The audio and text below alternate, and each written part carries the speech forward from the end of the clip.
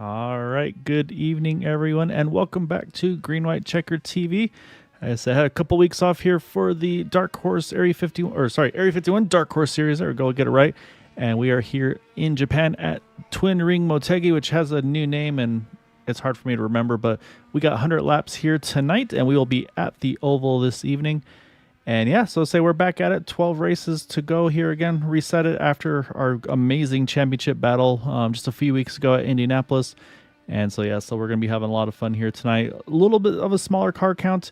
I say jokingly, we're saying some drivers probably didn't make it through customs. More realistically, though, unfortunately, we've got some drivers. Some have real life stuff going on. And also, there's apparently been some really bad weather out in Brazil with some flooding and stuff. So definitely thinking about, because again, we have a good chunk of drivers that we've been able to enjoy watching race over there. So I say definitely hope that they're doing well, families and everybody are safe. So definitely thinking of them and hope that all gets kind of fixed up soon and we get to see them back on track and hopefully everything's okay. But yeah, Andrew, let's say a little break, back at it here, and this is definitely a tricky track here with these cars. I feel like this one does have a tendency to spread out a little bit. Yeah, this is one of those tracks that definitely kind of separates a little bit of your normal high-speed oval racing from kind of a little more strategic short oval experience. So Motegi is definitely one of those tracks that you have to kind of master in order to be fast. It's very hard to pass here, just very hard to get some sort of draft going, to get any sort of runs going, to really make the moves. But with the smaller field here tonight, like you were mentioning, it may actually give us more of a chance to showcase some of these guys that kind of have run well in the past, but they haven't actually been on the broadcast too much. So I'm looking forward to seeing who might take advantage and get some points now and bank some points early in the season and put themselves in a good spot to compete for the whole championship later on in the season once all the drivers are back. Yeah, that's a really good point. Is yeah, I mean, at this point, every race is going to be equal. Again, no playoffs in this series, no green light checkers in this series. So yeah, so it'll be a lot of fun to see kind of what the strategy is going to be for some guys. So let's go. We're going to pull up our schedule for this season here, and as you can see, we have starting off here tonight at Twin Ring Motegi. Next week over to Chicagoland.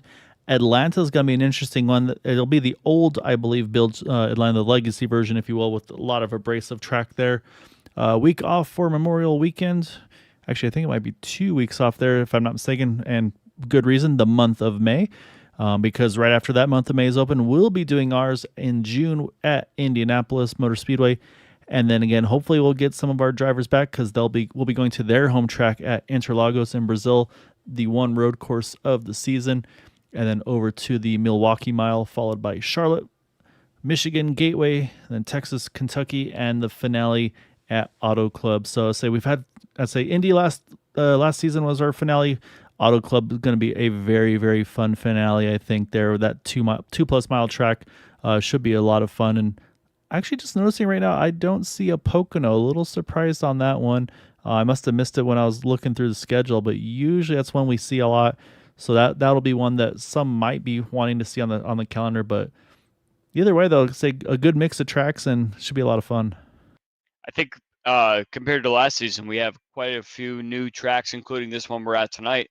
Trying to diversify the schedule a little bit and try and make some sort of fast oval versus short oval versus medium oval, kind of giving the field a chance to acclimate to every sort of track. But yeah, the qualifying's over now, and Matt Wagner has put himself right at the top. So judging off what I said before, we have some guys that want to try and make a stand early on the season, bank some points until later this season when some other guys come back and it may be more difficult. So good on Matt there to take pole position. Yeah, no, that's definitely job one for him done there in that number 6 car. So we'll pull up that starting grid right now. As you can see, you got Matt Wagner next to him, Eric Peterson, then Charles Teed. A new face to the series here, Casey Pahutsky. So I know you're familiar with him. A new one for me, though. Then you got Eric Schaus, Yari Brupacher, Craig Forsyth, Nick DeGroot, Salvador Duran, just able to get him new into the series as well. Excited to see what he's got in store for these guys. They got Richard Sanchez, Dan Marrera, and Michael Carrillo. And then starting shotgun tonight will be Bill Cawley. You can see Bill opted not to put down a qualifying lap as well. saying so he's going to start shotgun here tonight. So again, slightly smaller field here tonight, but I think, like I said, that's just going to open up the door a lot of possibilities for these other drivers. And also, you see on the icons there at the bottom, we got a new sponsor on board here as well, and that is Whiplash SimCam. So all the angles you'll see here tonight is courtesy of them. Really appreciate them hopping on board and kind of working with me, getting some camera angles. And it's going to be for all the series here tonight. So able to get twin ring Motegi here set up, and then some onboard cams with the IR18s. We'll have it for the Xfinity cars, the trucks, and of course all the super speedway tracks as well. So really want to thank Andrew working with me, and us, they were going to kind of keep growing that one as we go. Hopefully a really nice partnership to build. So pretty excited to say a lot of changes here in this short amount of time of this off season. Yeah, this is one of those tracks where it kind of it'll separate a lot of the cars initially. It's very hard to kind of race side by side here for a long period of time without wearing the tires out. So I think some of these guys in the middle part of the top 10 will immediately go to a fuel saving strategy. So I think we'll see how it shapes out early on. I think I'm going to predict that how we qualify here, I think everybody is going to stay kind of how they are and see how the race shapes out from there. Yeah, I don't think they're going to want to go too crazy right off the bat. I mean, you can see the very, very wide track, so there's plenty of room to go. And really, I think the place that we're going to be having to watch, though, tonight is 3 and 4. I mean, that's 1 and 2. These cars should be pretty solid to be able to pretty much flat foot this thing all the way through. I think 3 and 4 is going to be an interesting one to see how these cars, how they're able to adjust the brake bias, get that thing low down, get it rotated. That's, I think, where I'm going to be really kind of keen to see what these guys can do. Fuel mileage hearing right around a one stopper, so expect to see these guys in right around that lap 50 mark, right at the halfway point. So if we see yellow, I think that definitely at that point puts everybody into that fuel window to make it. So yeah, it should be pretty straightforward on strategy. It just, if we get yellow, it's going to be all about when to make that strategy stay out for track position, maybe get some fresh tires. So we'll see if that comes into play here tonight. Yeah, we're about to go green here. Pace car pulls in, and they have to wait for the green flag. Here we go. Yeah, initially I'm going to watch Dan Marrera here at the start because he's had quite a rough go in the last season, and I'm sure he's going to want to actually try and get himself to the front to kind of make a stake this season to show that he can actually race with these guys up front. He hasn't made any moves yet back here in the mid-pack, but it looks like we're pretty clear out front. Yeah, so far so good. I saw Jari Brupacher was doing his best Eric Schaus impersonation on that restart there. Had a huge restart, tried to jump to the outside immediately, was ready to go, but right now Matt Wagner, he will easily lead lap number 1. Got a nice little cushion ahead of or behind him now. As like you said, that side-by-side battle now. We got Charles Teed, Eric Schaus. Looks like Teed's going to win here out of turn 2. But Schaus going to get a big run here down the back. I was watching the turn 3 and 4 situation like you were mentioning on lap 1 there. The turn 3 and 4 is going to be the difficult part of this race tonight because this track is shaped more like an egg where you have a lot of banking in 3 and 4, but it's a lot tighter. So it's very hard to try and find your way to make the corner in such a way that you come out onto the front stretch in what's the word I'm looking for? Is a very like almost like a shuttle trying to make it out there to get a lot of momentum out of turn 4 going down the front straightaway, and these guys are going to be dealing with this all night. It's very flat in turn 1 and 2 where the track is a little more flat and able to use a little bit of the higher part of the banking to come around, but when you get to turn 3 and 4, it's all about trying to find that clean air and everything. So these guys are going to figure this out pretty early here in the first 5 laps or so, and then maybe just settle into some sort of parade. Yeah, no, exactly right. And it looks like these guys have settled in. Well, I was going to say settled in a little bit. I saw an attempt there looking. Bill Colley was looking through. Oh, we got contact there. And I think that was Salvador Duran. Yeah, he's up into the wall, unfortunately, with that contact entering 3. And let's see if he can hopefully grab a gear. It looks like he'll hopefully be able to limp this back to the pits. That's going to bring our first yellow of the evening out. And this is, again, we talked about strategy-wise. I think this, without even pitting, I think gets everybody in a good fuel mileage to make it to the end. As I was saying, just unfortunately, bad to worse, try to get that car woed down. But I say that thing's still going to hang on to it. He's not going to give up here.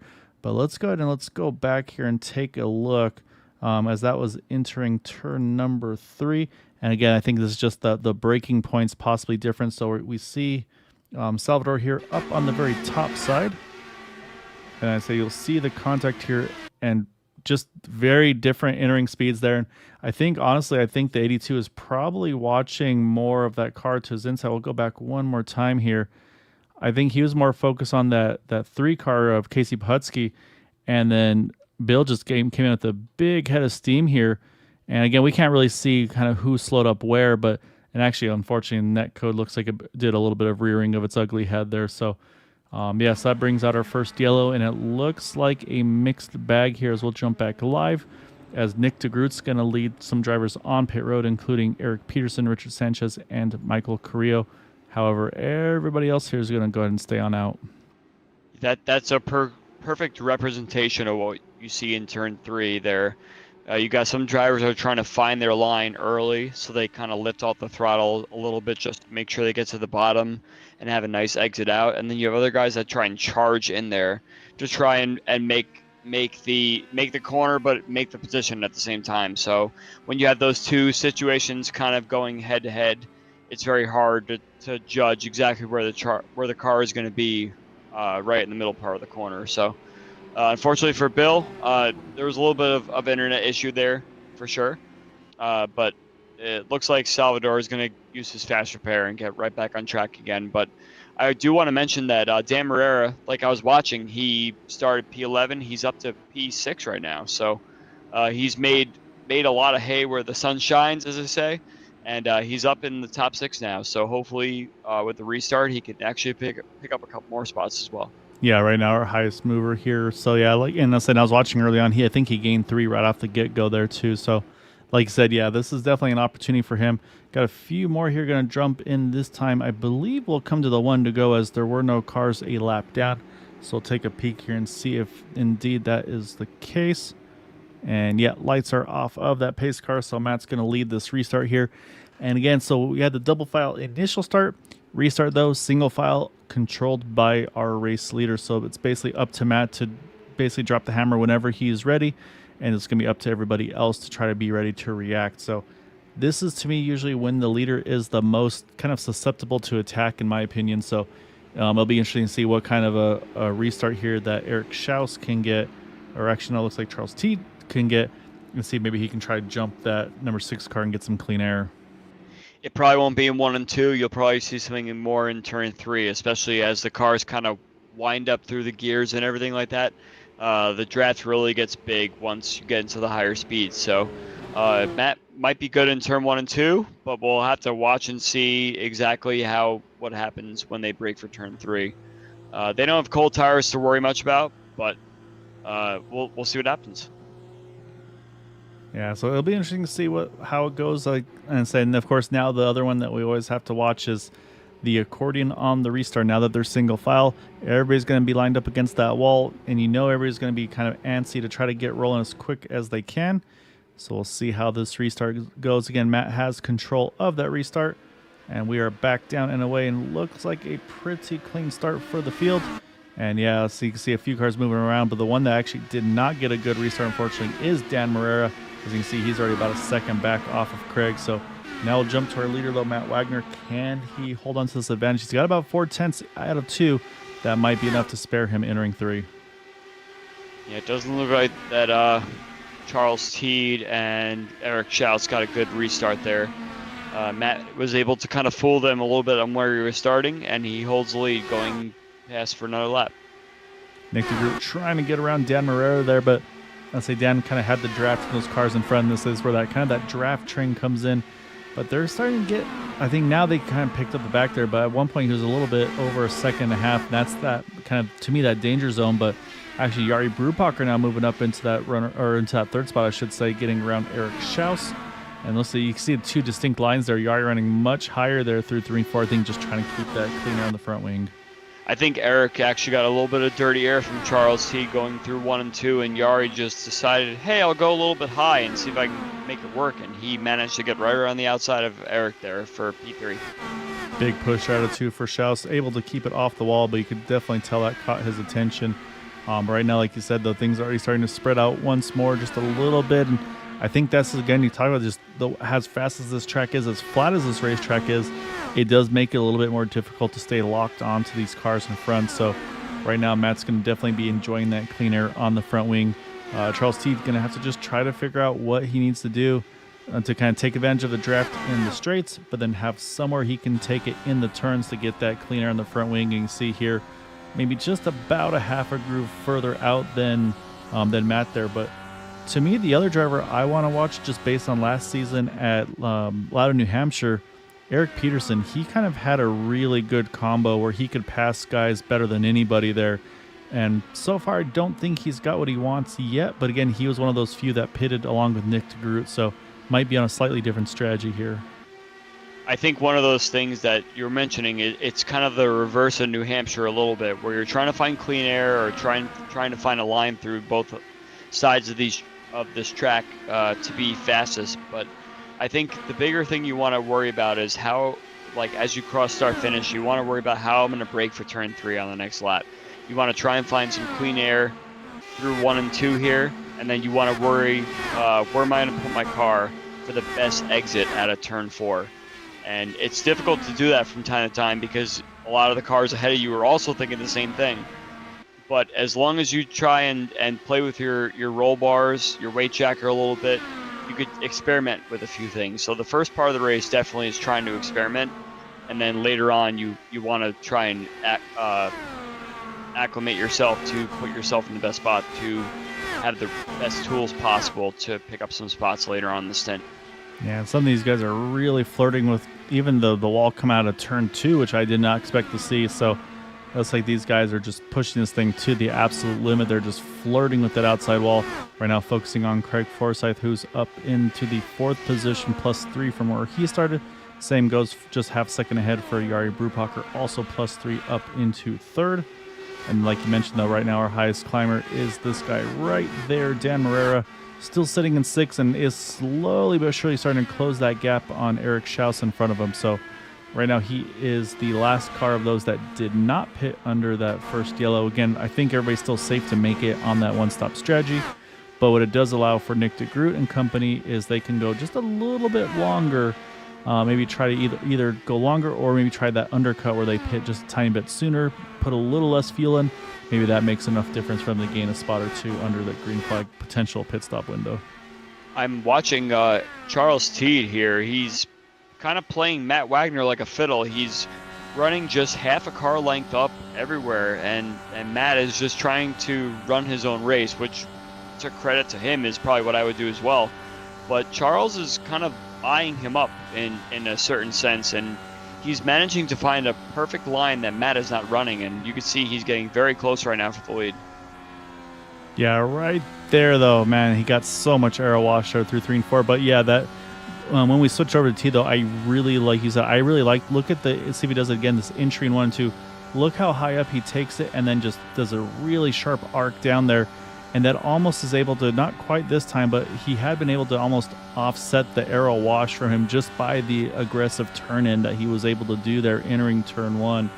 So I think here's where, like you said, he's going to have to try to either go a little higher or a little lower. But, man, right there, that car looked like it got a little unsettled there coming out of turn 3 and 4.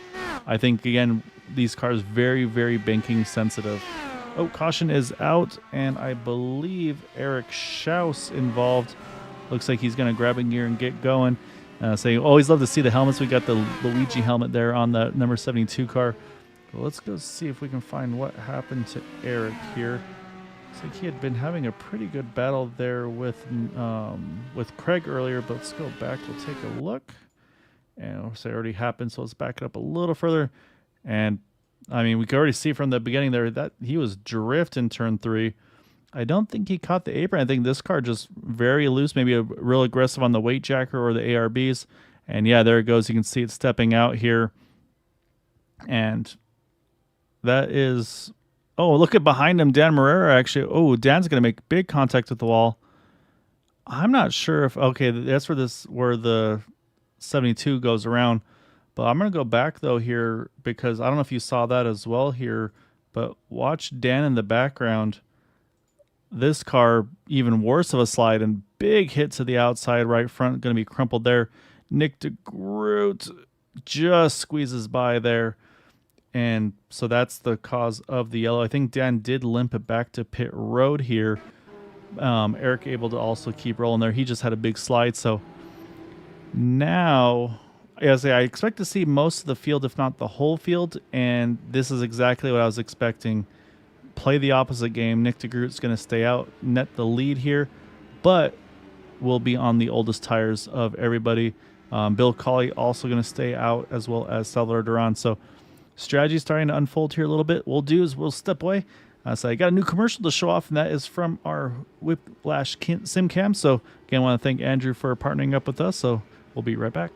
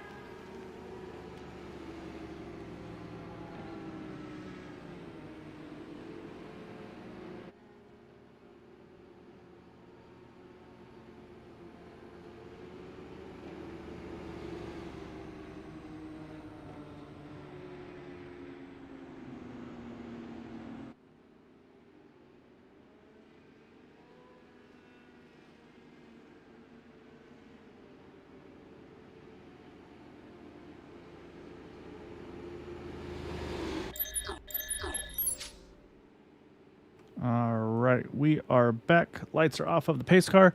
I've got some work to do on getting my stuff to look right because stuff didn't work perfectly there. But that's all part of the growing pain. So, yeah, so it's going to be interesting here, though. Andrew say a little bit different strategies for some guys. Like I said, Nick DeGroot has yet to take tires in this race. He took fuel only on his green flag stop. So, basically, third place on back are going to have 20-lap fresher tires than Nick DeGroot. The 82 car, we mentioned him, obviously had that contact early. He's going to jump track position here in the 82. And now Matt Wagner is going to have dirty air for the first time. But, yeah, so it's going to be interesting to see how it all shakes out on this one. Yeah, you always think that these tracks are an easy one-stopper. And next thing you know, you get some sort of caution that throws everyone into a mix. Everyone pits on lap 20, 1920, something like that. Everyone's going to have to make one more stop from here. So all the leaders have now put themselves back in the field and put themselves in a spot where they have to actually fight back to try and gain some sort of track position here. So it'll be interesting to see if these guys that stayed out actually can win out on the track position game. Yep, and here goes Nick DeGroot. He's already trying to break the draft as he gets back underway.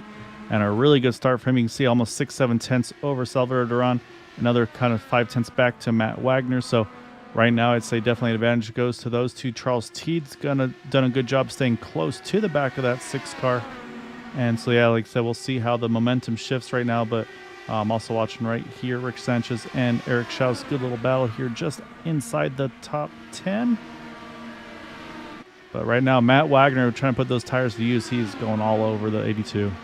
It looks like everyone was trying to really struggle to find the best line in 3 and 4. It's lap 24 now, and people still can't find what the best line is through there. There's a lot of cars that are getting a little loose, a couple of cars that are going high and trying to find the rubber on the outside. It's not happening for them. So as these runs go on, these drivers are still trying to figure it out. Yeah, this is going to be interesting now, though. I'm very intrigued to see tire difference versus clean air, because I think that's going to be right now the main thing for Matt and Nick is, as I say, that Eric Peterson just ran the fastest lap of the race there in that number 36 machine. But again, now Nick has clean air. Oh, as I said, Eric Peterson hard off the wall there out of turn 2. And I talk about 3 and 4 being the trouble turn. Turn 2 has definitely caught some drivers off guard, and I think we're going to see, yeah, I think Peterson's going to have to hit pit road here. I think that was definitely enough to do some wheel damage. And yeah, here he comes. He's going to hit pit road. Unfortunately, going to be an unscheduled pit stop and fast repair for that 36 car. And it's a new season, but the commentator's curse does not go away. Yeah, the problem with 1 and 2 is that it's such a fast, long corner. It's flat with a little bit of banking, so you want to try and use a little bit of that banking to make sure you get past the car you want to get by, and sometimes you push it just a little bit too much, and you find yourself flirting with that outside wall. If you're not flirting with that outside wall, you're not getting the most out of that corner from my experience. So it's very interesting to see as we see Craig Forsyth trying to take a high, cut low line. He's going to be pushed up high, and he gets very close to that outside wall, as we saw.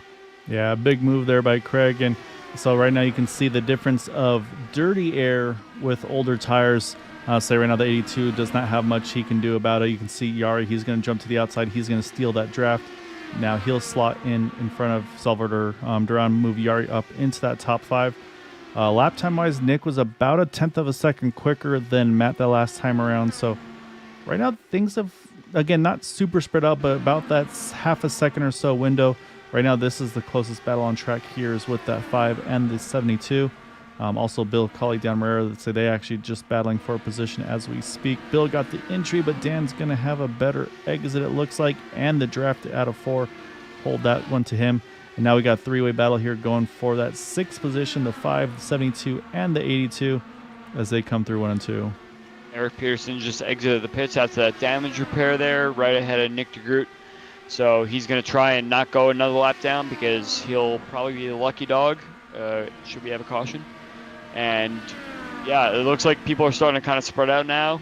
Looks like people are managing to find their way through turns 3 and 4. Eric Schaus and Rick Sanchez have really had a great battle as Eric tries to dive right underneath. Is that Duran there that he's still fighting with?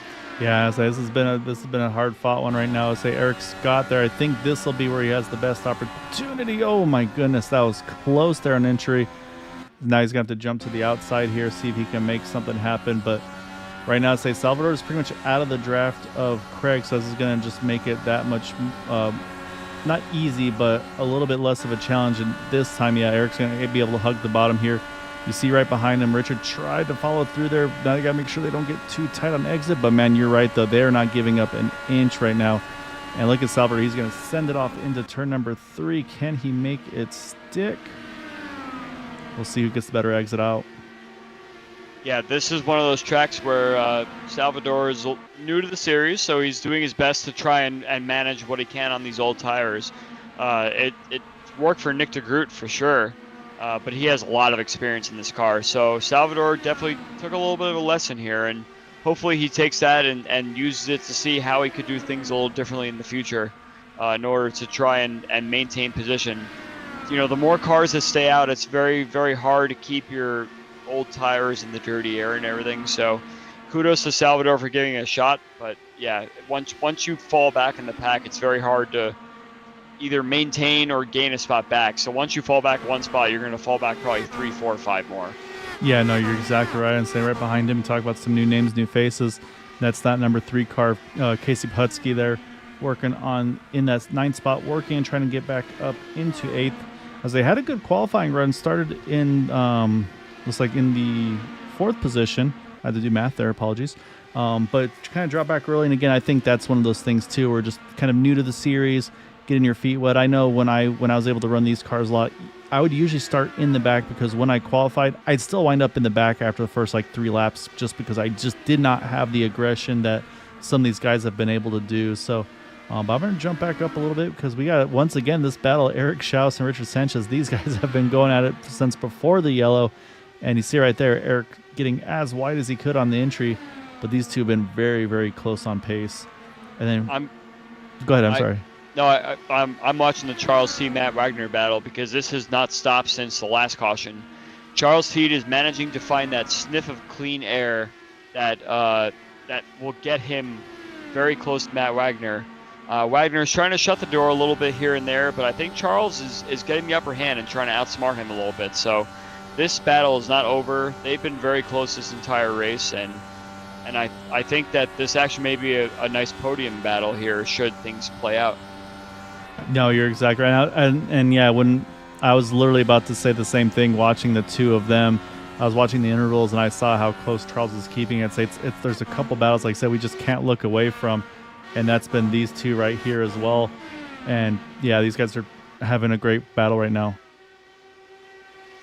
So one thing I also want to point out with the Sanchez Schaus battle is that it seems that both are taking turns, taking very like deep entries into turn 3, and each person's reading the other one a little bit better, trying to say, okay, well, you missed the corner, I'm going to come underneath you, and now you missed the corner, I'm going to come underneath you. So this is such a great battle, a side-by-side battle that's definitely losing them time to the cars ahead, but it's giving them an opportunity to kind of have some fun and see.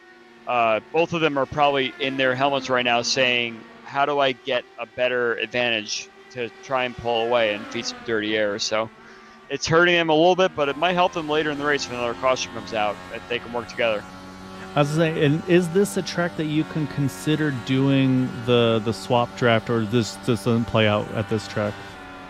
It's very tough to do a swap draft here when you're under full throttle for like about 90% of the lap. It's just very hard to try and get any sort of advantage where you could draft, because you have such dirty air through 1 and 2 with the flat-footed nature of the track, and then when you get to 3 and 4, it's just a matter of finding some clean air. So you can't really get an advantage doing a swap draft here, unfortunately. Yeah, I know. Saying, and while we were watching, obviously we switched over. We saw Charles Teed get around Matt Wagner, and he's starting to set sail a little bit. He's already up to half a second on Matt. He's closing the gap on Nick DeGroot. So, like you said, I think Charles, we talked about at Loudon, his teammate, the 36 Eric Peterson. Looks like Charles has definitely found something pretty solid here for himself. So it's going to be fun to see now what Charles can do. So I'm going to go back to this battle because, again, they cannot get away from each other, Andrew.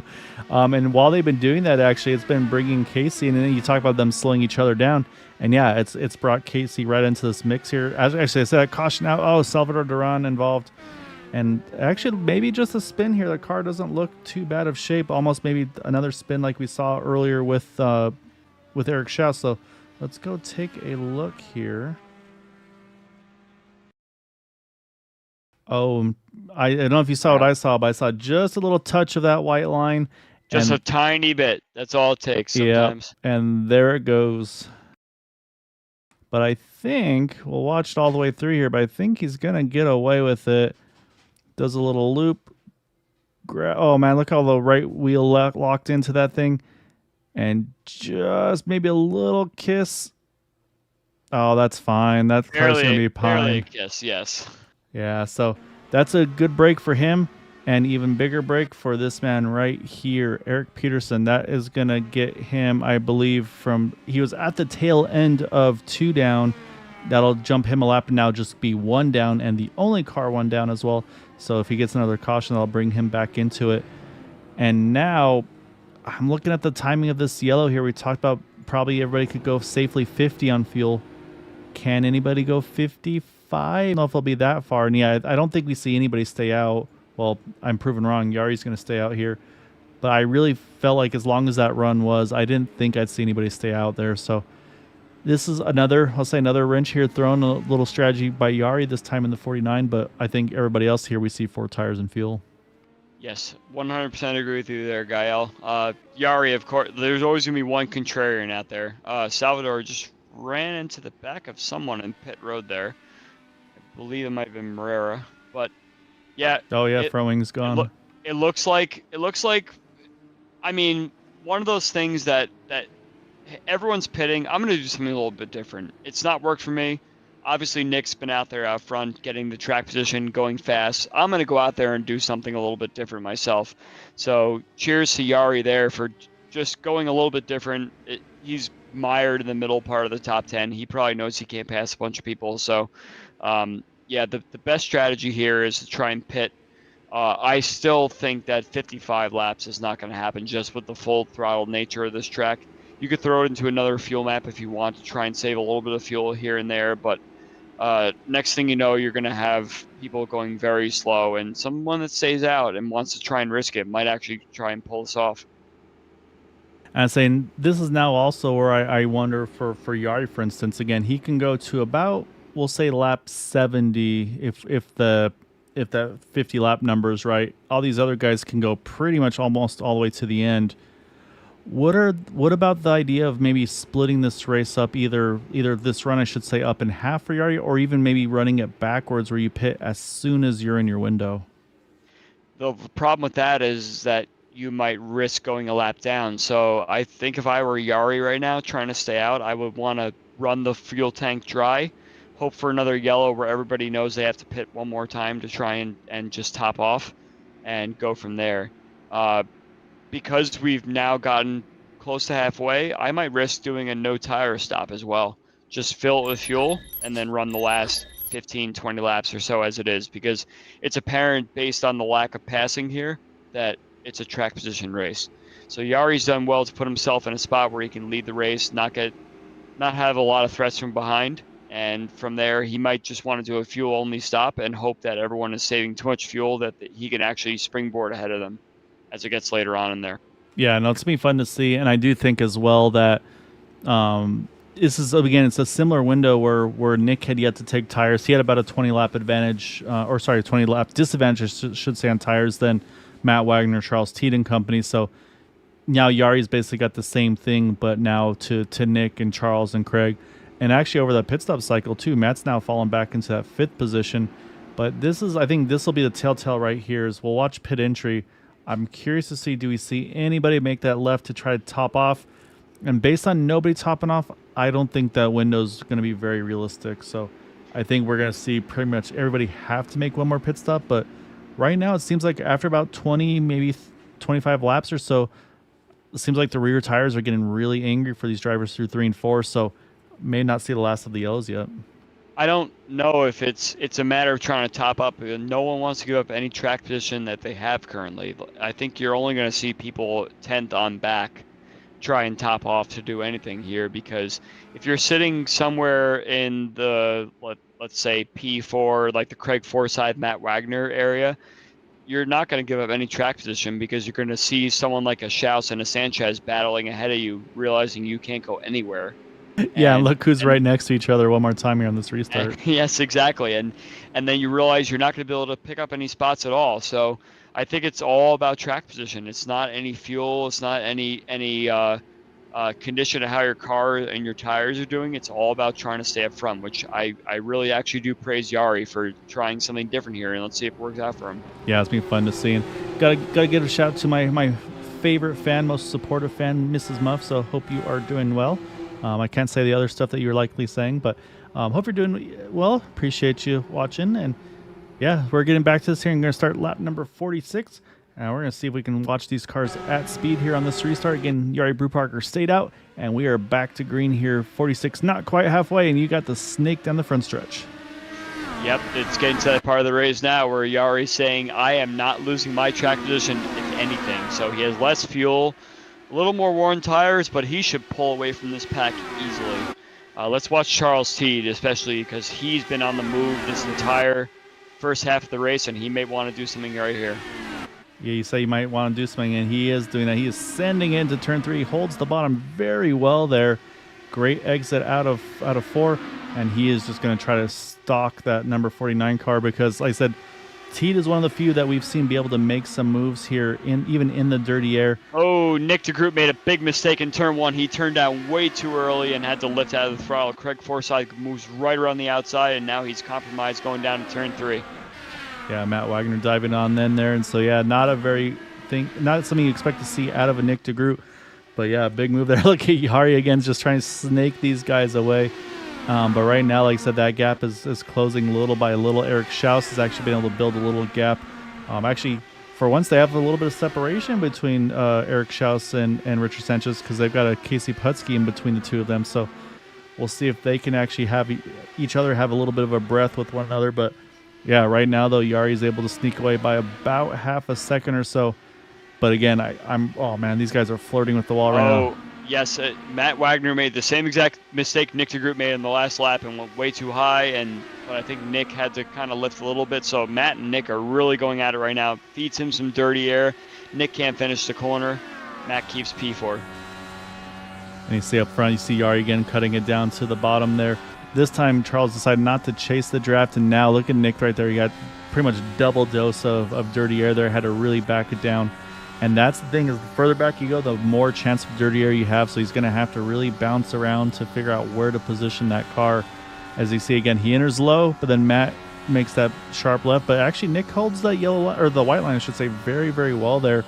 And what you said about Yari, he is doing exactly what you said. He is actually able to kind of set sail right now. Has been able to kind of grow that half-second lead up to about 7/10 or so. Last time by, he was about a 1/10.5 quicker than Charles Teed. And say we'll look out the back here, watching that number 49 machine. We'll watch again out of turn 2, out of turn 4. He is going to snake that thing to the bottom, break that draft off of the 50. Yeah, I'm watching the battle at the back here. Eric Peterson's kind of found himself in a nice little mess here, trying to battle with guys at the bottom part of the top 10 to try and preserve his one lap down, ready for the next caution, hopefully getting himself there. It looks like Bill Colley is too hot. Just hit the wall in turn 3. Yeah, let's see if he can limp it to pit road. He's pointing the right direction. He's going to probably take a tow here, it looks like, yeah. However, there's no cars around him, so we should stay green, which we do. But yeah, unfortunately, like he said, he was just a little too hot there getting into the turn. I think should still have a fast repair, but I think he went ahead and took a tow to avoid that risk of a potential yellow. But yeah, you're not wrong there right now. I'm watching these two right here. Again, not for position, but again, like I said, Eric Peterson doesn't want to lose a lot of track position, so it's kind of that risk versus reward of how hard do you want to run and put yourself at jeopardy of kind of being that yellow that you don't want to see. Yeah, we have Salvador Duran, new driver to the series. He's being put to school from veteran Eric Peterson from a lap down. So this will give him a lot of stuff to put into the repertoire to take going forward in this season. So he tried to stick it out and go on the old tires before, and he tanked through the field. Now it's time to go to school a little bit and watch how these drivers do it. Yeah, right now, Jari Brubacher, that lead has shrunk. Now it's down to 0.3 of a second. Charles Teed's picked up the pace half a second quicker that last lap. Teed has got those tires where he is happy, and he is on a mission right now. You can see just ever closer now as he enters turn 3. I was mentioning that weight jacker roll bar difference before.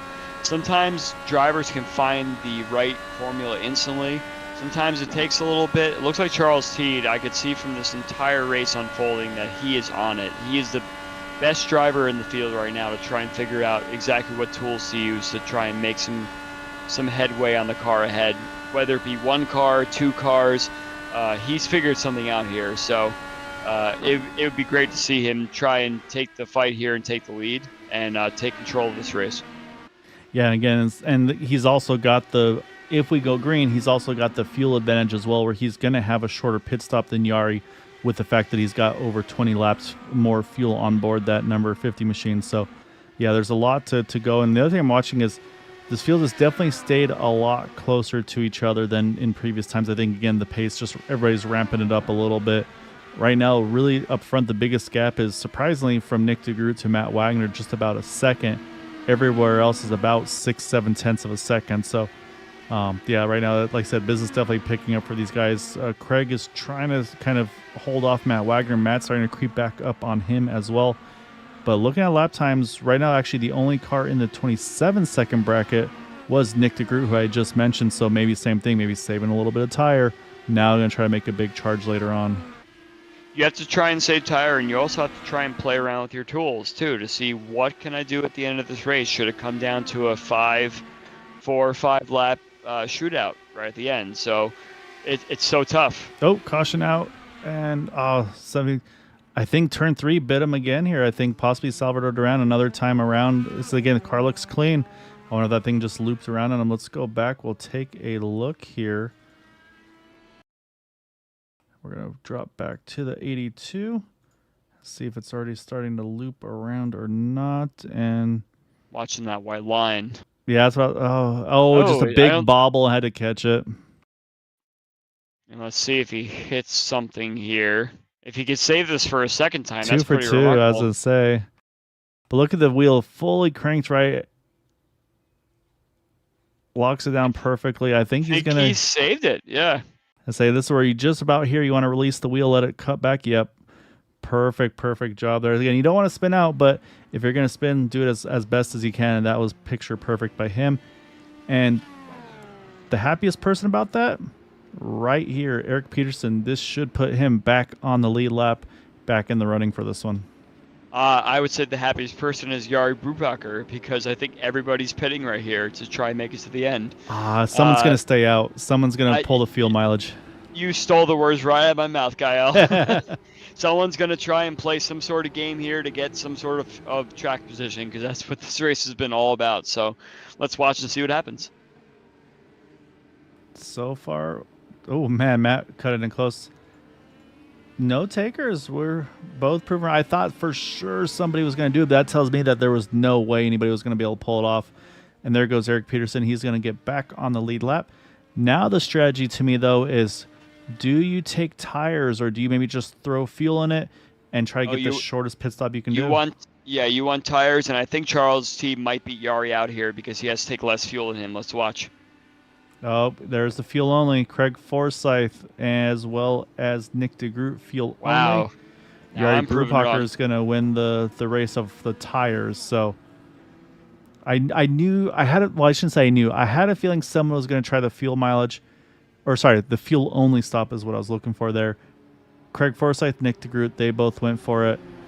I like the strategy because I've seen Nick do it before and it's worked really well for him. We've talked about how important track position is here. I think this was a good gamble there because, again, well, I'm trying to think when they last pitted. It was around 40, 42 or so, right? So it's another about 20 lap run or so. So it seems like, yeah, 20 laps is about when these tires are really starting to maybe get that right rear angry. So can tell you Eric Peterson, he's caught back up to the field. I suspect we'll see him on pit road this time around. 82 Salvador Duran back out on track as well. And so, yeah, so say we got it here again. I'm going to try one more time. I say I don't think my replay stuff is, or my caution stuff is working very well, so I'm going to fix that for next week. But we'll be right back in just a moment.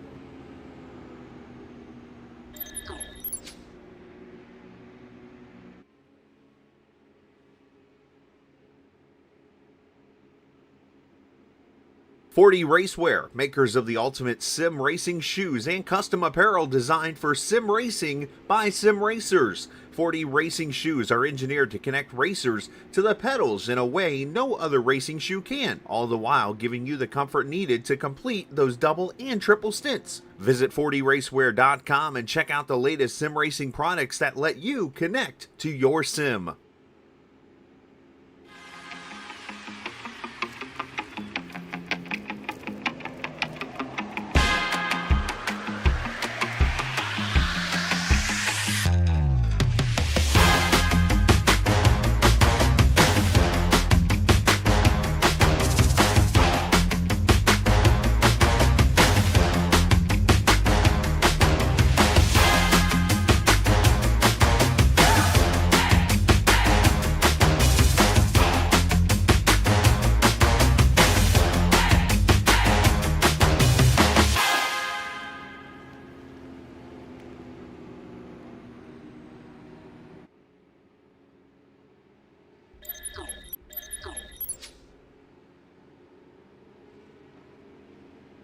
All right, so we are back. Just about to get to the one to go here. Going to restart this thing with just under 40 to go. So again, for those that may have just missed it, Craig Forsyth, Nick DeGroot, fuel only out of the 99.89. Yari Brubacher on back went ahead and took 4 tires and fuel. At this point, fuel mileage out of the question. These guys can run full rich to the end. Again, the main thing for these guys is they want to try to have as much fuel to the end, but not a drop extra to keep these cars as light as possible. But Andrew, I've seen Nick pull this strategy with the fuel only. Someone jumped him on this time around with the 99 of Craig Forsyth. What are we thinking here? Yeah, you want to take 2 tires, no tires, any sort of tires that's less than 4, and not be the leader. It's hard to say. Yeah, Craig's gonna, if he has a good start, he's going to pull away, and Nick's going to be in trouble trying to keep up with him. And the people with 4 tires behind are probably going to swallow him up very easily. So that's how these things go. If you want to try and have some worn tires to get an advantage and jump a few spots, it's at your own peril. So it'll be very interesting to see how Nick handles this restart. Let's keep an eye on him for sure. The other question I'm wondering is, how did Yari get out ahead of Charles T when he had to take more fuel than him? That's another question we'll have to look into a little bit more, but we're about to go green here. Yep, we're back down and away. Great start by Craig, and again, the snake begins once more here, and the snake has gone all the way down back the front stretch as Yari's going to dive underneath Nick right away, entering turn number 1. We'll see if he can make it stick or not, and looks like yes. If Yari clears Nick, Nick is in big trouble going forward. He is not going to be able to hang out with old tires with these guys with new tires behind. Yeah, I think Yari's trying to put these new tires to work as fast as he can, because we saw what happened a little bit ago there. And again, the one that I think we also got to watch is Charles Teed. He's, like I said, he's been the one that's been able to make some passes, but now he's going to have to try to get around, even though with older tires, a very difficult Nick de Groot. But look at Matt Wagner. Whoa! Oh, that car got really tight here. It's going to open the door for Eric. Yeah, it didn't look like Matt entered the corner properly. Charles gets a little high in 3 and 4, saves Nick a little longer, but you can imagine that Charles, Eric, and Matt are all going to go after Nick ASAP. They know he has old tires. It's time to put him in the back. Look at Craig here. He was actually taking a much wider entry. Nick, a very wide exit. Looks like he's going to be okay. But look at Yari. He is all over Craig Forsyth here.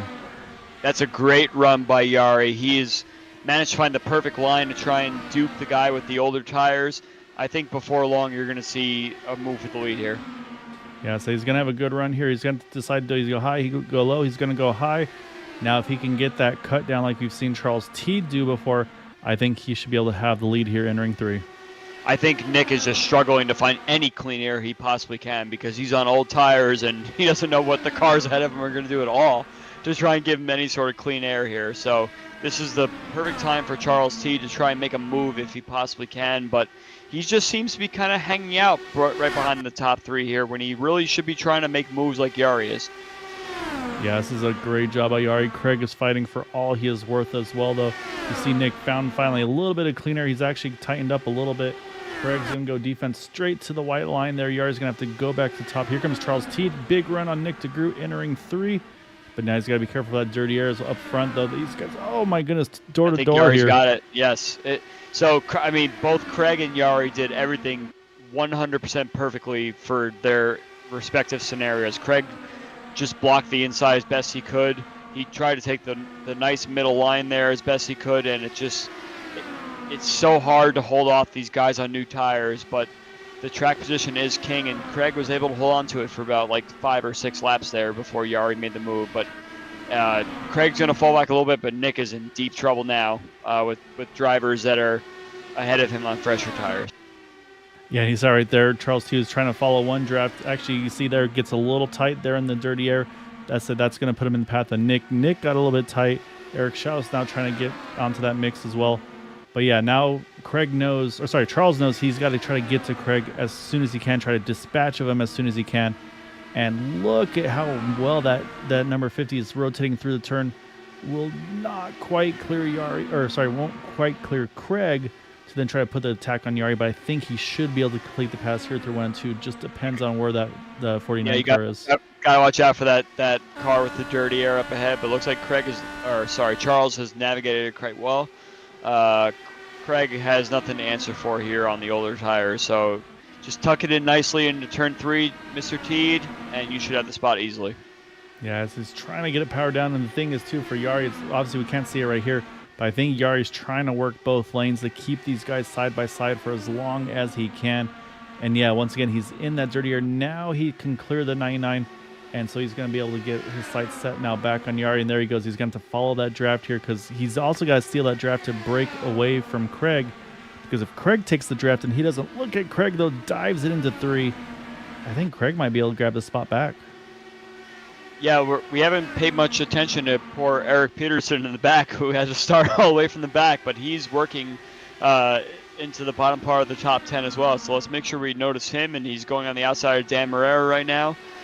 He's been making some moves back here. He's been kind of twisting and turning his way through the bottom part of the top 10 here. So I think Eric Peterson might be able to pick up a couple spots before this is all said and done as well. So these two, I feel like we've got that battle between Richard Sanchez and Eric Schaus. With these two now, they just cannot separate from each other. And I say, now look at that, though. Look at Eric here. He got a huge entry into 1 there. He's going to clear the 50. And now Eric actually able to jump around that number 50 car to try to now go after Craig in the 99. Seems like I think maybe Charles got those tires a little bit too hot, but I think Craig has just found a really good line there running that middle through 3 and 4, getting great exits off. Yeah, with Yari so far in the distance now, Craig has free reign to take whatever line he wants, which is bad news for the Eric, Charles, Matt scenario here. But it looks like Charles is good in dirty air, but once he gets in clean air, he really can't decide what line he wants to take. It's almost like he's racing as if there's a car ahead of him. And when you have free reign to take what line you want to try and take the best advantage. So Eric has managed to do both of them, and now he finds himself in P2. And look at this. Here comes the 89. Here comes the 6. We've got a gaggle of cars here in the top 5. And I say every lap it's changing. We saw there Eric Schaus was able to finally get around Craig, and he's been able to set sail. That's exactly what Teed was hoping for. But now he's got his mirrors full of Nick de Groot there in the 89 Matt Wagner, not too far back. And then right now, I mean, we've still got the top 11 within about 5 seconds of each other. So, man, these guys are putting it really close here as we're down to 25 to go. I was going to say the top are from P2 to P7, 8 or so are within like a blanket. You could throw them above it. So Eric Peterson is not far behind. So going from 2 laps down to potentially a top 5, if he could really make something work here, should these cars continue to go side by side, is not out of the question for Eric Peterson. No, it's really not. And also, Yari's about to catch some traffic here with that 82 car. So he had an unscheduled pit stop, so he's got it. I said that's going to give Yari a little bit of dirty air, potentially, depending on where that 82 runs. So, but right now, though, Yari's done an amazing job. He's been able to stretch it out to about 2 seconds over Eric Schaus. We saw how hard he fought to get around Craig, and then he was able to set sail. So really, really good job by Yari to do that. And then right here, you can see again, here goes Teed and Craig. Now looks like I think Craig's tires have finally given up the ghost.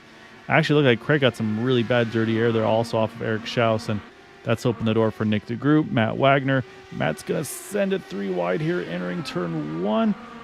If he can clear, he's going to get a 2 for 1 here, and that's about the best you could hope for there for that 6 car.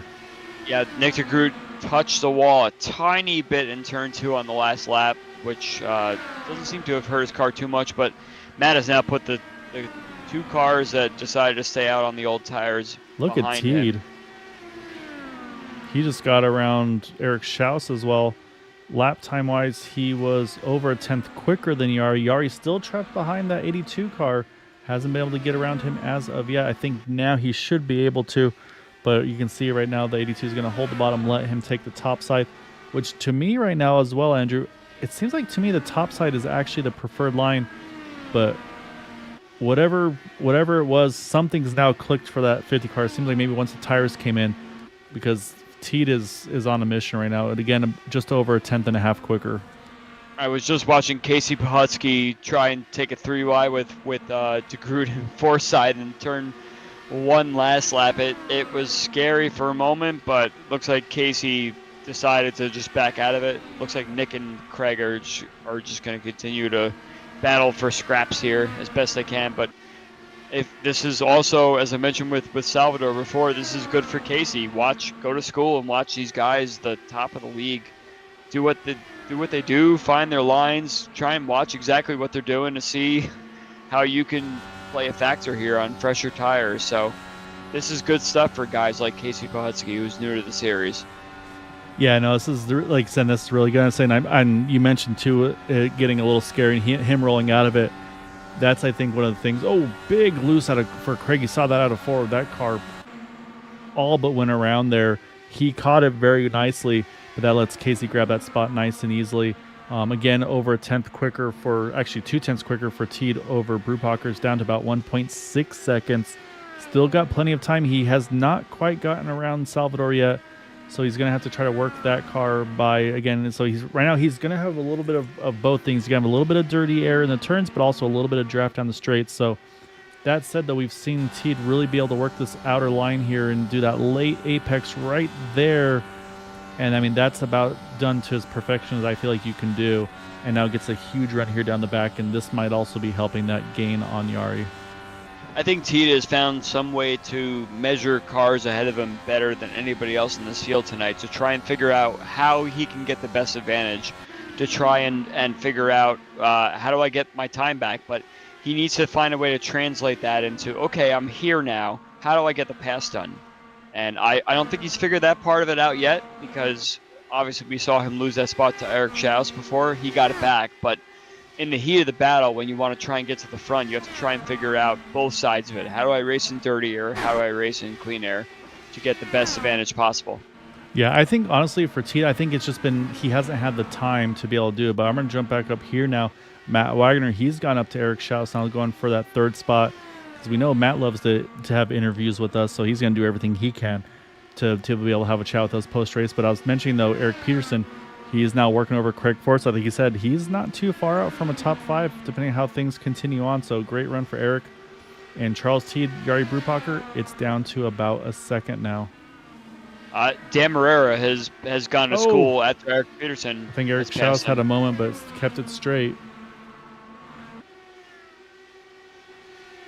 We're gonna take a look at that. Yeah, we're gonna go back and take another look here. I think we're a little too far back, so we'll run it through here through 3 and 4. And I think we're gonna see that turn 3 almost catch Eric out once more. Oh, just caught the apron there. You saw it. Just a little bit dirty at the wrong time. What a catch there, though.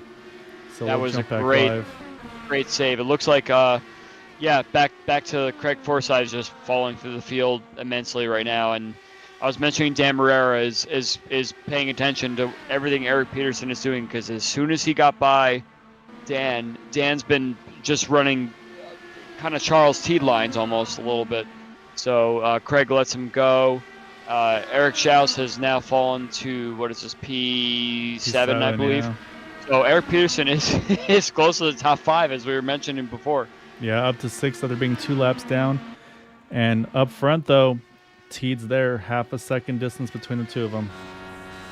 Yeah, Teed can get there, but let's see if he can make the move. That's the big question: is can Teed find a way to get by and clear him, which he hasn't been able to do before. But looks like we have Casey Pahutski in the top 5 now on his debut, which is very nice for him. Obviously, watching the Schaus and Forsyth, De Groot and Forsyth battle there has helped him quite a bit. So we're coming down to 15 to go. It looks like Schaus got back by Peterson too, which is fine for the Peterson's sake. He's tried to climb his way back, and it looks like it's not over yet. And so what I've been noticing is I think Teed is by far the faster car through turns 1 and 2. I think Yari's able to do a good job playing defense through 3 and 4. You can see again, to me, the difference for Teed has been that entry to turn 1. He just does that really late apex. You can see here he comes. He is all over him. Yari almost hit the wall in turn 2 there. Look like we were watching there. He got a little loose and allowed Teed to kind of catch up a little bit on his momentum. So let's see if he goes faster in 1 and 2 here. I almost went at one point. Such a wide line. But look how much he can cut it back down. Look at the gain he has there. Yari had all the cleaner in the world, and there's nothing Yari can do. Teed's going to have a look here entering 3. Got to tuck it in nicely to the white line. Looks like Teed kind of straddles it, and he has the position. Nice move, Charles Teed. And now he's going to have to try to play defense, because now Yari's going to get all the draft that Teed was able to take advantage of. Right now, I do see the 82 car off track here out of turn 2. Looks like he's trying to get that thing rolling again. So far, we do stay green, and you can see the smoke coming off that car. I think now he's rolling once more, and yeah, it looks like he's good to go. So we still stay green, and I was saying that could have been a difference maker in this race too, because again, there are no green-white checkers. Right now, we're still in the point where we would still get a restart for sure, but now that we do have a lap or more done, that adds a lap to the yellow. So once we get to about 3-4 to go, it's kind of a question mark if at that point if the race will continue on or not. I can tell you that 82 is on pit road, but last time by, while these two are fighting, Matt is closing that gap 0.3 of a second quicker than Charles last time by. This is such a fun battle to watch, Gael. Looks like Charles got by Yari, and then he got to turn 1 and said, "Oh no, where do I turn in? I'm so used to turning in so high. I don't want Yari to go low." So he kind of like chose a middle line, which was not very good.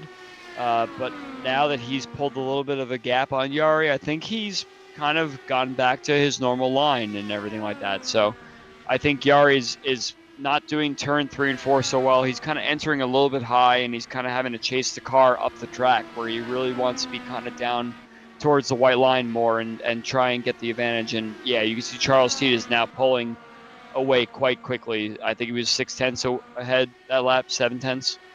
Yeah, last time by 27.95 to 28.41. Matt though mirrored the lap time of Charles Teed. So right now Matt's, like I said, he's got his motor cranked right now too. He is trying to get up to them. Again though, he's now got the dirty air of Yari Very and close Charles. to turn 4 again, so I think Matt's going to have a run here. Yeah, I think Yari's. I think his tires are starting to struggle, like you said, and right now Teed's loving this because he just wants another couple laps to click by, and then let these two fight each other as much as they can. But right now, like I said, I think Yari's got all he can do. Matt's going to send it here into turn number 3. He will clear without any trouble. But with all that battling, Teed's up to about 1.5 seconds ahead and actually growing here, 1.6 there at the line. So Teed's just got to play it careful here these last couple laps. He's got no traffic in front of him. This is where now he's just saying, all right, everybody play nice here. I don't want anything weird happening. I do not want a late race restart.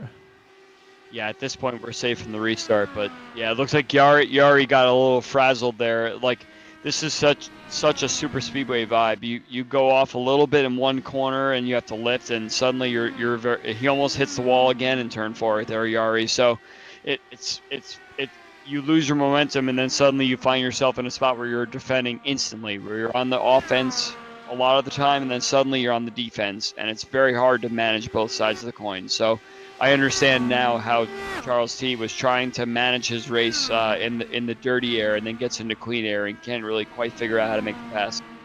Yeah, this thing's not over yet. We still got 2 to go here at the line. Matt was 0.4 of a second quicker that last time by. This time only 1/10. But he's within the draft window. Oh, Eric Schaus, I think another spin. Oh, caution out. That is going to do it. Eric, unfortunately, this time cannot keep that thing off the wall. You can see the front nose missing on that thing. Caution is out. That's going to finish this one under yellow, though, for us, unfortunately. But let's go ahead and see what happened to Eric here. I mean, he was having quite the battle with Eric Peterson. And I'm going to go out on a limb and say, actually, he was a fair bit ahead of Eric Peterson. But that car, once again, just... it looked like, I mean, I feel like it's clockwork here though, Andrew. Every 20 or so laps, it seems like the out of 4, that was really the trouble turn. It was just trying to get that throttle down. I can't stress enough how tough 3 and 4 is at the track. Like, you have to run the exact same line over and over and over again. And you have to try and find the most optimal line that you can. It's so hard to figure out your best line, and you try and throw a little bit more weight jacker into it to try and get the car to rotate, and next thing you know, your car is going around. You saw the cars got very tight through turn 2 going up to the wall, and you got the cars that are getting very loose if they were just a little bit off their line in 3 and 4, which is why I was so worried about how Yari was exiting 4 those few laps there, almost touching the wall, and that could have ruined everything. So that just showcases all these replays you showed in turn 4. It really shows how on edge these cars are. Yeah, but coming out of 4 here, you see the checker flag being waved under yellow. But Charles Teed's not going to care either way because he's going to get the win here tonight at Twin Ring. Motegi over Matt Wagner, Yari Brupacher, Nick DeGroot's going to bring it home in 4th.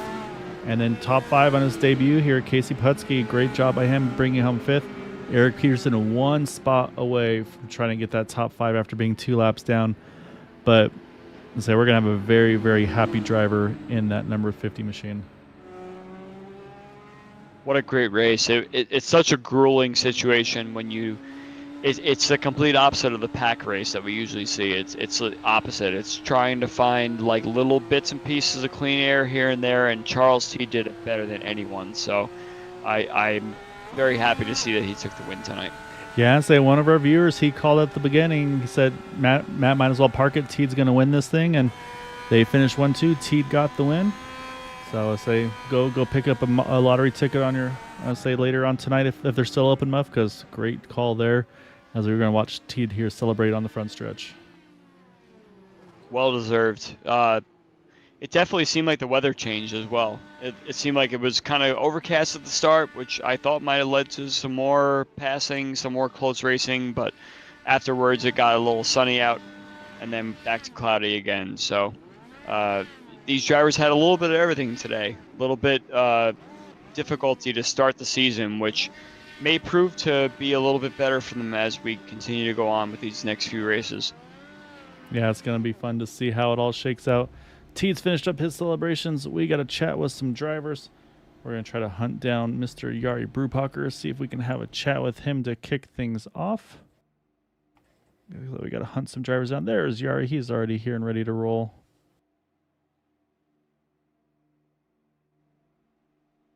So let's go ahead and pull up that number 49 car.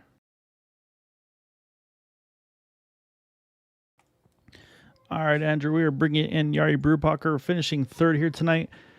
Jari, it seemed like tonight was a bit of a track position race. We saw earlier, I think it was Nick de Groot staying out for track position after about maybe a 20 lap run. 20 laps later, we see you pull the same strategy, and it looked like Clean Air was pretty equal to having maybe 20 lap fresher tires. But was there anything that you missed there at the end? Because I mean, you were very quick, I'd say, and then so you're able to sneak away from some of those other guys, and then Teed and Wagner were able to catch you back there. So was there anything just you felt like you needed there at the end to make a difference? Yeah, I think the clean air was very important here today. I think I just overdid it with how much I raised the tires. In the end, it was so loose. I almost lost it like every time I went into turn 3 and 4. So I didn't fight them that hard in the end because I knew the chances are high that I would go into the wall. So yeah, but in the end, I mean, good race. Third position, especially on this track that I'm not really good at usually. So I definitely take that result, even though I guess it looked like I could have won it at some point. But yeah. I had a question for you, Jari, and you stole it right out of my mouth there. So I'm sorry. I'm going to ask it anyway. So you found yourself just going off of your line of talking there that you didn't find that you were very good at this track. So I was going to ask if you found yourself mired in the middle part of the top 10. You purposely decided I'm going to stay out because I want the track position to see what it feels like out front, to see if perhaps I can get lucky with some sort of track position situation, a yellow or something like that. So it was a predetermined decision for you to try and stay out, to try and see if you can pick up any sort of spots that you needed to be out ahead of where you were prior to the caution.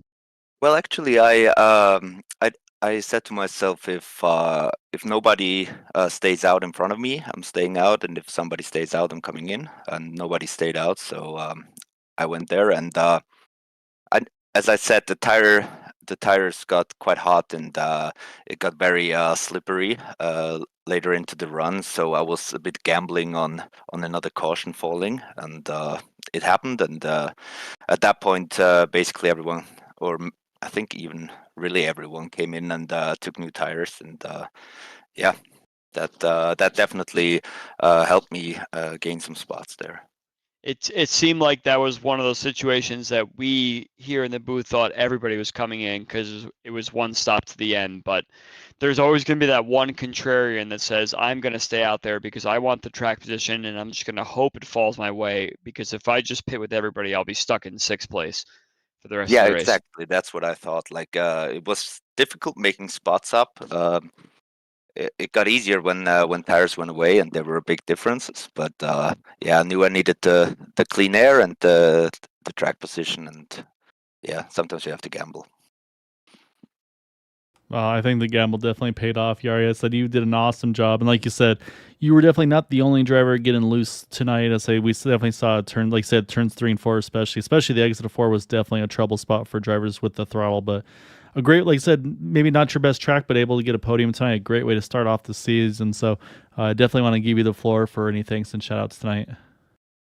Yeah, once again, thanks to the league, thanks to you guys broadcasting, thanks to everybody watching, and the drivers that race here. Great job tonight, Jari. Go enjoy this one and look forward to chatting with you soon. Thank you. Bye-bye, guys. Thank you. All right. We got to jump over one car in front. And I feel like this is going to be a mixed bag on emotions. Got the pole, get a runner up here tonight, but I'm guessing you wanted to see that thing play out to the end map because you were a couple times taking some really big chunks out of Teed, and then but every lap you were getting at least a tenth or so.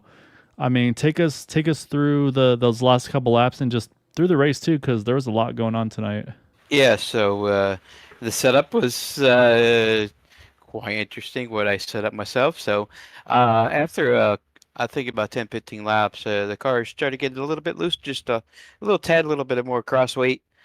So we everybody started figuring it out toward the end, and then I guess I kind of figured it out a little bit more later, and I started messing with my bars and quickly I hit it, and then the last 20 laps, I felt like I had like the fastest car on the track.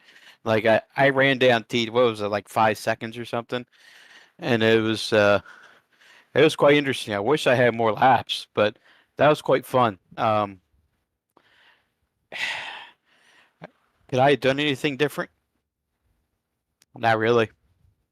Probably with adjustment a little bit earlier, I would have made that adjustment a little bit earlier. Cool. Could have got a little bit more better of an outcome, but he told me in the chat he was riding, I think about 85 90%. He didn't want to spin the car, but the last 3 laps of the race. So I don't know if I wanted to believe him or not, but man, that was tiring, stressful, and fun actually. So this is one of those tracks where you have two different sides of the racetrack. You have 1 and 2 that's a little more flat and progressively banked, and you have 3 and 4 that's just kind of throw the car in there and hope for the best. So can you tell the viewers what it's like to adjust from one side to the other 100 times? What's it like to try and find some sort of clean air where you were trying to follow someone a previous lap and now you have to go, oh no, they're turning down early. I have to adjust on 1 and 2 and try and set them up for the turn 3 and 4 on the other side of the track. How different do you have to change the car in order to do that? So 1 and 2 it's quite different. I love to run a very wide arc into 1 and 2. I had trouble doing that because a lot of people were doing the same thing I was doing. So it kind of forced me to find clean air and run a little bit lower than those guys were. But then again, when I would catch up into their line, and it forced me to push off, and that would hurt off the corner. 3 and 4 is you really want to get close to that white line as possible because it would really help the car rotate through that center of that corner quite well. If you go up the track just a little bit more here at Twin Ring, it's kind of like as we would say, it really don't turn as much. You really got to get to that white line. It's a prey situation to try and get through 3 and 4, but we saw yeah. several drivers tonight that keep that high line and somehow maintain position. We saw Schaus do it quite a bunch of times. We saw Forsyth do it quite a bunch of times when he was hanging on for dear life. So it's maintaining that position, but it's not sustainable for more than 3 or 4 laps or so.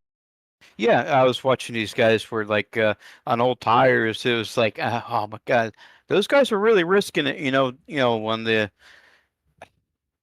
I think they were on what 12 lap old tires. Am I correct? I could be wrong. Roughly, yes. Roughly around there, because it made a hell of a difference. They dropped back like a rock, and luckily these tires held up. And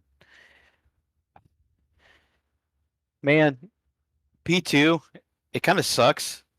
I've been trying to get a win here for like the longest time. I really love this racetrack, and not many people like it. Some people kind of like avoid it, as you would say. We talked pre-race. This is one of my. I love the technical tracks. I love like these technical ovals, like like Darlington. But we don't race. Of course, we don't race Darlington on IndyCar, do we? We tried one in the fixed series, but that was death.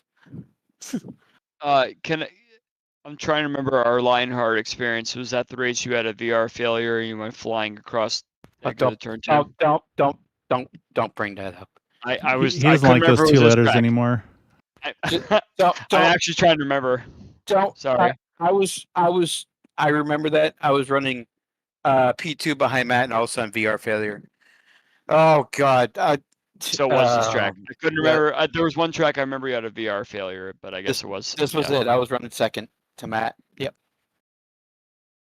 Well, awesome job though tonight, Matt. Like I said, you did a really good job as you were able to make those magic adjustments, and I mean, it definitely showed your car was lighting up there at the end, and it was really exciting to watch you work your way through there. So, great way to kick off the season. Definitely wanted to give you the floor for any thanks and shout outs for that runner up tonight.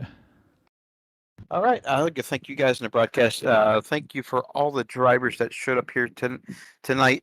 Some of these guys actually really liked the loose setup. I could go that direction. It's pretty much how far do I really want to take it. I could set the car up really loose. So I'm really glad they enjoyed that. TWR guys, James Watson, all them. Love you guys. I can't wait for the Daredevil series coming up. Looking forward to running that. And yeah, it's been fun, guys. I appreciate y'all's time. Thank you very much. All right, that is our runner up tonight with Matt Wagner. And we're going to go back just a tiny little bit because we're going to pull up our race winner there, his car. And Andrew, I don't know if you know this, but usually after race wins, there's a certain undergarment that winds up not being changed for a while. So, oh dear, we're gonna pour one out for Teed's family because they have to live with them. Yeah, we're gonna go pick up some bleach tonight. I think we're gonna have to. But this man, could be a long week. I don't want to know anymore. But Teed, I mean, Andrew and I caught it early. You were one of the few cars that could make moves in dirty air, and it seemed like, to me, it felt like you were getting there, and then just when it was time for you to pounce, caution would come out, you wouldn't get the chance to do it, and then you have to kind of regroup, do it again, you lose a spot or two from people staying out, but you stayed with it, you stayed persistent, and finally, when it came down to crunch time, you were able to jump Yari, and then after a couple laps, then break away from him and just kind of set sail. But like, to me, 1 and 2, I mean, it was obvious you were good in 3, 4, 2, but 1 and 2, I feel like you had everybody covered. That late apex, you were able to kind of not stick in the draft and then kind of cut through the dirty air on your late apex. And I mean, it looked like you had it down to a T. And to me, that seemed like that was the magic for it. It was. I think it was two things. It was definitely that, and I shared it with. I was in a Discord channel with both Erics, and I told them to do that, and they both said, "Hey, I don't like passing or running the high side into one. I can't do it." Finally, they did that. Oh, that's how you do it. So I think they got there near the end. The other thing was I ran tremendous weight jacker after like 5 or 6 laps because the car got unbelievably loose. And it's the way I like to drive a car, so I could just mash on exit and know that it was not going to come around. It was tough because you hit it kind of on the head. Every time I would run through 3 or 4 hard guys to pass. You guys both know that there's that group. There's 4 or 5 guys and they're really good that I am not even close to their caliber. But I had the better setup tonight to go run with them, and I just kept having to go through them. And I actually wanted another caution because I was concerned how my tires were going to be at the end of 40 laps. But I just went to negative 20 jacker, finally got around Schaus again, and I looked up and I'm 2.3 behind Yari. I'm like, doggone it, I don't know if I can close this. And it just started clipping 0.2 a lap on him because I think he was so loose on exit. So yeah, I think it was those two things. And everyone raced really clean. When someone had a run on you, no one was like blocking. There wasn't crazy dive bombs into 3 that you all see at this track. So it was a lot of fun. So Gael stole my question. He's been listening to me for too long and knows how to ask the right questions. So I'll have to come up with another one. Actually, I do have one. We saw you taking those wide lines into turn 1 and 2. We saw quite a few cars that were really pushing up on the exit to the turn 2 wall there. Were you concerned at all with touching the turn 2 wall in 1 and 2? Because it seemed like 3 and 4 was the problem corner for everyone. It's just it's like a spray and pray situation. Get in there and hope that you touch the white line on the bottom. But we don't really talk much about turn 1 and 2, and you were the one taking the high line there. So Did you ever find yourself worried that you might push up a little bit too much if you catch the air wrong for the car ahead of you that's on the low side washing up the track? Yeah, no, especially on restarts because I think everyone then feels like this is my chance. I got to make the moves. And Craig even said that he said, I don't think anyone made any passes after the first 5 laps. And I said, you might need to go jump back in my car and watch the replay because that's when I actually would start clicking as people would wash up when I was getting crazy runs. I will say this though, Yari did some pretty good mirror driving and in the one of the earlier stints. And that made it real tough because he was taking the air off of me. And I mean, you can run as high as you want into one, but at some point you have to turn. And he was turning really late. He was also doing a really good job of zigzagging on an earlier run. Finally, I just said, the hell with it. You zigzag all you want. I'm just, because it was messing up my turn ins. And once I just got back to I'm going to run my line and lose a little bit of toe, then that was not effective. It was really just me not being the caliber like all of you guys are as a driver. How much weight jacket manipulation were you doing between 1 and 2 and 3 and 4? So by the end of the last 15 laps, I was minus 20 the entire run. But I was starting off +6 and then going to 0 in 3 and 4. And then just slowly just got to minus 20. And then I was just adjusting the corner. I could go deeper and deeper into the corner because it was not, it was just a weird setup because the tires were not even that burned up. At the end of each 20 lap run, they were only at 97%, but it felt like they were at 40%. So yeah, it was very interesting. I think they were just really hot. Yeah, I was thinking it might be a tire temp thing for sure. Just from because turn 4, their tires were getting angry for a number of drivers. We saw some big saves from some of the heavy hitters too. So no, I mean, like I said, it was top to bottom. You just did an awesome job all race long. Thank you. We kind of felt like I remember the Loudon race last season with Peterson, where it seemed like he had the combo that where he could make all the passes. It seemed like tonight you had that exact same thing. So yeah, you did an awesome job of just balancing everything and then being able to just put it all together. And like I said, stayed persistent and able to grab the win at the end. So definitely big congrats to you. I know these ones are harder and harder to come by because we just keep getting ridiculously good talent every season, it feels like. So definitely want to give you the floor for any thanks and shouts for that win tonight. Yeah, thank you both for doing great broadcasts. It's fun watching you, Wood, get out there and rip as well in some real top series. So I appreciate having you both here and giving feedback on these races. Want to give a shout out to your pops, Gael. I wish he was out run with us. Hope he's doing okay with his health. Shout out to my dad who's battling some Parkinson's, and that one's for my dad there tonight to go get that W. And obviously my teammates. I have so much fun. I think that's probably the thing during COVID that's made this really all come together because I didn't know anything about sim racing before COVID. Is just the friendships. Schaus and Peterson and I race 2 nights a week, and just the laughing, the shit talking, the barking at other drivers that they can't hear. Just so much fun, and just a great group overall. Just a great group in this league and in the Dark Horse League. So thank you. A lot of fun. That's one of my prouder wins to go get against that group of drivers and having to pass them all, damn near all of them twice to go get that thing. So I'll take it. No, at least a hell of a job, well deserved. So, going Jay, go talk some more smack to him here, and we look forward to seeing you again here soon, man. Thanks, boys. Thank you. All right, Andrew, that is our race winner, Mr. Charles Teed, and I mean he's not wrong. He had to work for it tonight, and it, like I said, I think he probably did. He probably had to pass all those guys a couple times tonight, but kept consistent and I think he's spot on too. It seems like to me the way those cars were snapping out of 4, it definitely felt like more of a tire temperature issue, and just again shows how good of a job he and others were doing to just kind of keep that right rear on top of it.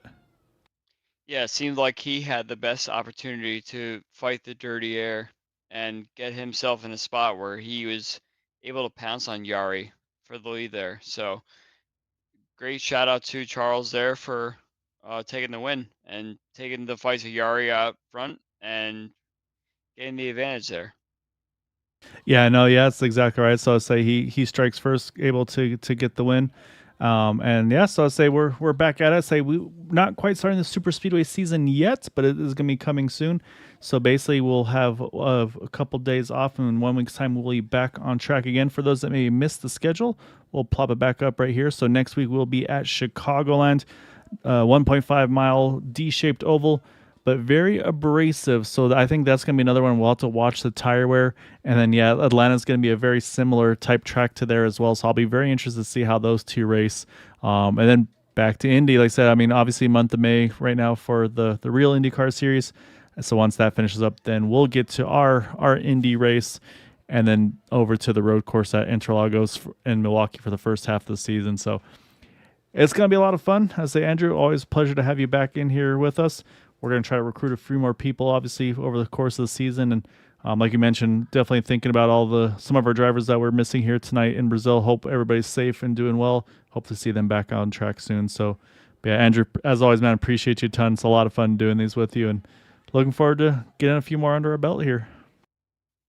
Yeah, we'll see how the season shapes out. We got some guys missing tonight, but they'll be back in full force for later on in the season. So I'm looking forward to commentating this with you going forward, and we'll see what happens.